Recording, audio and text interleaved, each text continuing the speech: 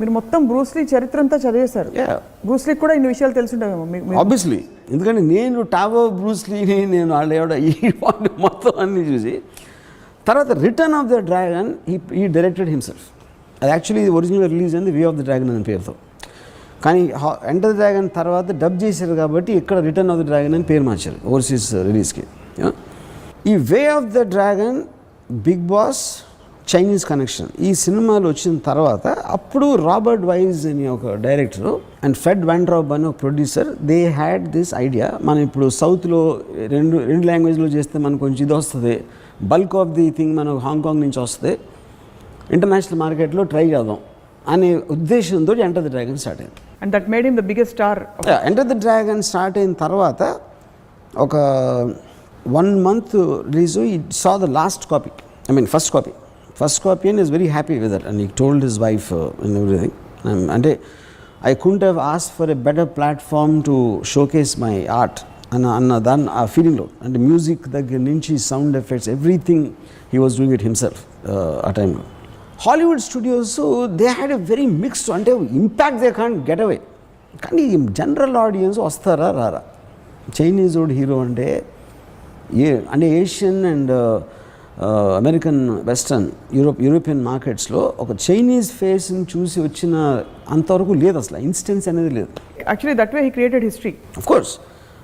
And release అయిన తర్వాత it created a sensation. అంటే నేను అప్పుడు నా కజిన్ చెప్పాడు, బ్రూస్లీ చచ్చిపోతాడా, how the fuck and Bruce Lee die అనేది ఫీలింగ్. అప్పుడు ఒక స్టేజ్లో తను ఏదో చంపేశారు, చైనీస్ షాలిన్ మాంక్ టెంపుల్ వాళ్ళు కంఫూ సీక్రెట్ ఇచ్చేసిన వాళ్ళు ఏదో చేశారు, గవర్నమెంట్ చంపేసింది, ఏదో రకరకాల ఒక వార్తలు. ఎందుకంటే బ్రూస్లీ అనే ఒక చాటు అనేది అసలు ఊహకి అందదు అసలు. You can't understand. అంటే most perfect specimen of human being, his strength of mind, his intensity, his body, his fighting skill, అంటే you can't go better than Bruce Lee. అలాంటి ఎలిమెంట్ ఉన్న మనిషి just like that he died. అదేంటి, it's a reaction to a pain killer tablet. The official confirmation the death సర్టిఫికేట్లో ఒక aspirin లాంటి టాబ్లెట్కి ఒక negative reaction తోటి చచ్చిపోయాడు బ్రూస్లీ. యాక్చువల్గా మీకేమనిపిస్తుంది? Do suspect that?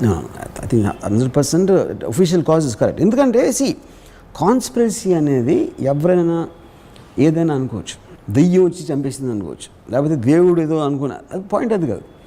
Eventually, autopsy report-lo what is his fat content was very, very less, and abnormally low, because he used to work out some 7 to 8 hours a day, physical workout I'm talking about.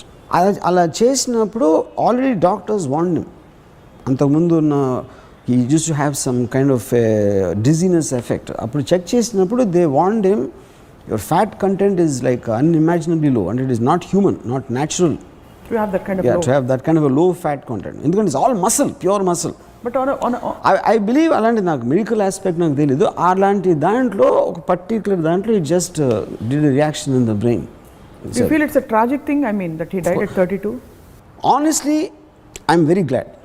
ఎందుకంటే for me he's become a monument because he died. అందుకే ఇప్పుడు Bruce Lee బతుకుంటే 70 years ఉండే, 70 years Bruce Lee నా వల్ల కాదు, నేను చూడలేను. అంటే మీరు అని పక్కన పెడితే, అఫ్ కోర్స్ మీరు అని పక్కన పెడితే ఈ టాపికే ఉండదు, బట్ మీ వరకు యూ ఫీల్ దట్ ఒక వెలిగి ఆ తర్వాత తన I think it's notional weather.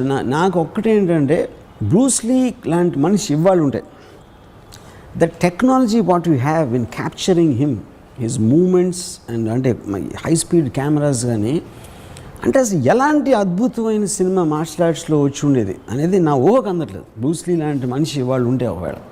కానీ ఇంత పెద్ద మార్షల్ ఆర్ట్స్ ఇండస్ట్రీ ఉంది, థాయిలాండ్లో ఉంది, కొరియాలో ఉంది, of course Hong Kong, China, Japan, ఇన్ని కంట్రీస్లో ట్రెడిషనల్ మార్షల్ ఆర్ట్ ఇండస్ట్రీ ఉంది.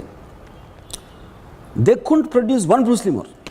ఎక్కడ నియరెస్ట్ లీడ్ ఎవడు అసలు బ్రూస్లీకి? ఇప్పుడు జెట్ లీ కానీ, జాకీ చాన్ కానీ, టోనీ జా కానీ, all of them they just pale in comparison to Bruce Lee, only because they don't have a philosophical theory. Or would you say that Bruce Lee was the first one to do it? Bruce Lee was the first one to do it. Not at all. కొత్తగా వచ్చిన వాళ్ళు ఎప్పుడు కూడా first వచ్చిన వాళ్ళు. That's not true at all. ఎందుకంటే ఇప్పుడు కూడా ఛానల్ TV9 వచ్చింది. ఇప్పుడు చూసినా కూడా Bruce Lee, you will feel the same impact. ఇప్పుడు I'm saying that is true. And after you saw all this, one back వచ్చింది, ప్రొటెక్టర్ వచ్చినాయి, అన్ని ఆల్ ది అంటే హీఈస్ ఆల్రెడీ ఫ్రమ్ నోవేర్, ఏమీ లేని దాని నుంచి. అంతకుముందు ఎవరు లేరు ఇలాంటి ఆద్యులు లేకపోతే పెద్ద పెద్ద మాస్టర్స్. బ్రూస్లీ ఒక చాలా పెద్ద బెంచ్ మార్క్ క్రియేట్ చేసి తర్వాత వచ్చిన వాళ్ళు ఎవరు అంత బెంచ్ మార్క్ క్రియేట్ చేయలేకపోయారు. అదే నేను ఇందాక నుంచి చెప్తుంది అదే. Bruce Lee it is the man who's created, it is not the martial art. ఐస్లో చూసిన intensity that has more fighting power than actually is punch. You know that's him as a person. ఇప్పుడు ఒక రిటర్న్ ఆఫ్ ద డ్రాగన్లో warning వేస్తాడు, ఆడు ఇలా ముందుకు వెళ్ళబోతే హీరోయిన్ ఆపుతున్నాడు.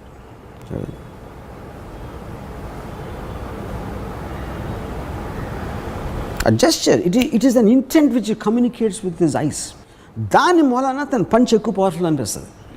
అది పాయింట్ అక్కడ. It is a man, it is like the one, so it's water. It should be like water. If they don't concentrate on the finger. That's a personal philosophy which no actor can do that. Tony Jaa చెప్పమన్నది చెప్పలేడు. Thought అదే, voice ఉంటుంది తనకు కూడా. తన internal feeling ఒక externalise ఎక్స్ప్రెషన్లో వచ్చిన దాని మూలన ఈ just stays in our mind after that. So he was a real hero. I don't know. I think he's a force of nature. I mean, I think people like Bruce Lee will happen. I mean, I think happened only once in the history of the world. What do you think? అంటే ఇప్పుడు if you look at his death and the way things happened for him, ఇదంతా ఏంటంటారు?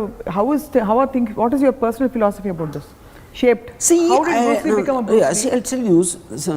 See, one is force of nature అనేది by definition itself ఒక uniqueness. ఎన్నో జీవులు ఉంటాయి, ఏదేదో ఉంటాయి, నదులు ఉంటాయి, ఇవి ఉంటాయి. Suddenly one thing comes out of the blue which has no comparison, which has no benchmark. మీరు అంతకుముందు కనీ విని ఎరగని అని ఒక ఫ్రేజ్ ఉంటుంది కదా, కనీ విని ఎరగని ఒక మనిషి, అది ఫోర్స్ ఆఫ్ నేచర్. అది ఎవరు క్రియేట్ చేయాలి. అంటే nature wants to express itself through him. Yeah. And he became the perfect medium. ఒక డైమండ్, ఎన్నో రాళ్ళు ఉంటాయి, రప్పలు ఉంటాయి, ఒక కోహినూర్ డైమండ్ ఒకటే ఉంటుంది. అది రాయి. అది ఒక్కటే ఎందుకు వచ్చిందంటే అది కావాలని బ్రహ్మో గెమ్మో క్రియేట్ చేసాడా, లేకపోతే ఇట్ ఈస్ బై యాక్సిడెంటా, ఇట్ ఈస్ బై ఇంటెంట్ అనేది I think I or anybody will be too less to comment on that. Why only Bruce Lee should be this and so that is why it's called a force of nature. Nature ఒక particular టైంలో takes a decision or just on something it that's it. So the force of nature aspect is a point is like ఒక same thing will go to an artist like maybe a Mozart, for example. You know? Same thing can go to some highly intellectual Adolf Hitler. How can you convince entire Germany that he can be the king of the world? And it is that one particular trait in that person. They are all forces of nature.